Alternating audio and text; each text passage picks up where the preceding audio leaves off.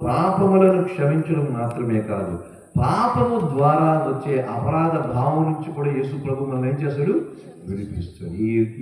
ఈ delivers us from the guilt of the sin అని అంటాం.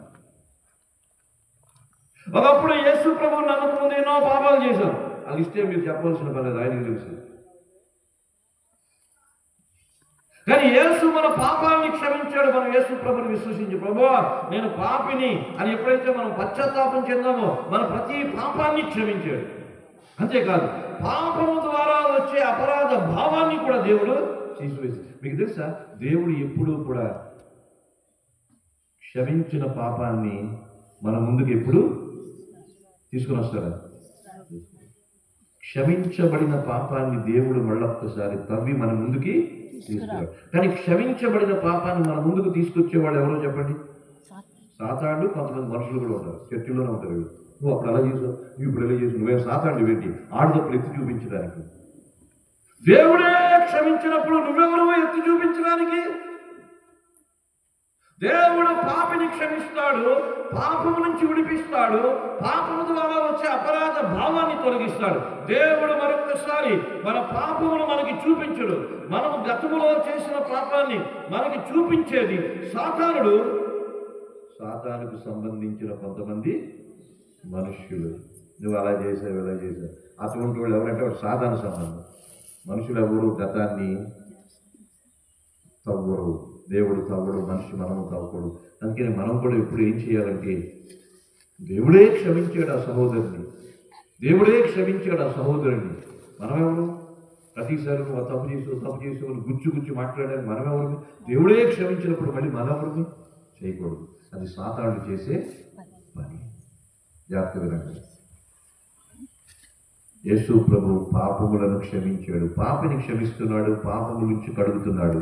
అంతేకాదు పాపము ద్వారా వచ్చే అపరాధ భావాన్ని కూడా యేసు ఏం చేస్తున్నాడు, తీసివేస్తున్నాడు. అదే ఈ హెబ్రీ పత్రిక 8వ అధ్యాయం 12వ వచనానికి అర్థం ఏమిటి?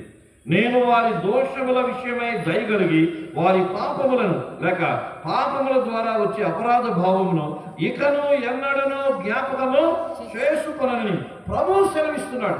దేవుడే చెప్తున్నాడు అపరాధ భావం నుంచి విడిపిస్తానని.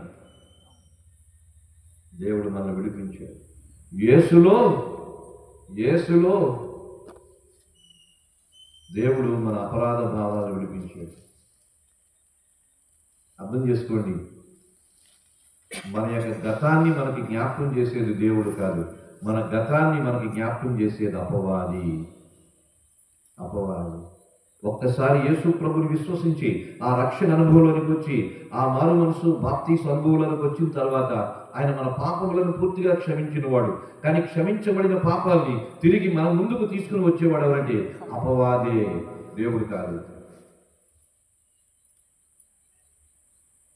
అందుకని యేసు ప్రభు ఏం చేశాడంటే, మొట్టమొదటి పాపముల నుంచి విడిపించాడు, రెండవది ఉగ్రత నుంచి విడిపించాడు, మూడవది పాపము ద్వారా వచ్చే అపరాధ భావం నుంచి కూడా విడిపించాడు.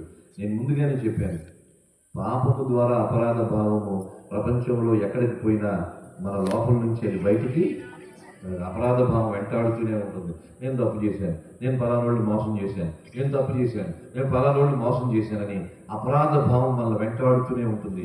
ఈ అపరాధ భావాన్ని కూడా యేసు ప్రభు ఏం చేస్తున్నాడు, విడిపిస్తున్నాడు. యేసు గొప్ప కార్యం చేసినవాడు. ఇది అర్థమైందా? అందుకని యేసు ప్రభు ఎవరంటే విప్పేవాడు లేక విడిపించేవాడు. 3 విషయాలు చెప్పాను. మొదటి దేని నుంచి విడిపించేవాడు, పాపము నుంచి. రెండవది దేని నుంచి విడిపించేవాడు, ఉగ్రత నుంచి. మూడవది దేని నుంచి విడిపించేవాడు, అపరాధ భావం. 4వది చెప్తాను చూడండి. కీర్తనల గ్రంథం 34వ సంకీర్తన 4వ వచనాన్ని దయచేసి చదవండి. 34వ సంకీర్తన 4వ వచనం. నేను యెహోవా యొద్ద విచారణ చేయగా ఆయన నాకు ఉత్తరం ఇచ్చాను. నాకు కలిగిన భయములన్నిటిలో నుండి ఆయన నన్ను తప్పించను. దేవుడు మనల్ని దేని నుంచి విడిపిస్తాడు అంటే, 4వది భయముల్లో నుంచి విడిపిస్తాడు. ఆ రోజున గాడిద పిల్లను విప్పమంటున్నాడు. ఆయన మాటను బట్టి శిష్యులు గాడిద పిల్లను విప్పారు. ఆయన మాటలో శక్తి ఏమిటంటే ఆయన మాట విప్పే మాట. ఆయన మాటలో ఉన్న శక్తి ఎవరినైనా విప్పుతుంది. దేవుడు దేని నుంచి మనుషులను విడిపిస్తాడంటే భయముల్లో నుంచి విడిపిస్తాడు. చూడండి లూకా సువార్త 2వ అధ్యాయం. లూకా సువార్త 2వ అధ్యాయం. యేసుక్రీస్తు ప్రభు శరీరధారిగా బెత్లెహేములో ఆయన జన్మించినప్పుడు దేవదూతలు గొర్రెల కాపులను గూర్చి పలికిన మాట 9-10 వచనాలు. 9-10 మాట. ప్రభు దూత వారి యొద్దకు వచ్చి నిలిచెను. ప్రభు మహిమ వారి చుట్టూ ప్రకాశించినందున వారు మిక్కిలి భయపడిరి. అయితే ఆ దూత, భయపడకుడి, ఇదిగో ప్రజలందరికీ కలగబోవు మహా సంతోషకరమైన సువర్తమానము నేను మీకు తెలియజేయుచున్నాను. దావీదు పట్టణమందు నేడు రక్షకుడు మీ కొరకు పుట్టి ఉన్నాడు. ఈయన ప్రభు అయిన క్రీస్తు. యేసు ప్రభు ఎవరంటే భయముల నుంచి విడిపించేవాడు. 4వది.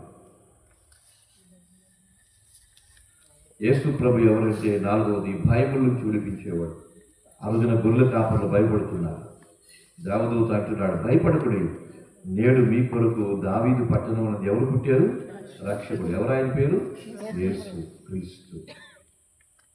యేసు ప్రభు ఎవరంటే భయముల నుంచి విడిపించేవాడు. అబ్బో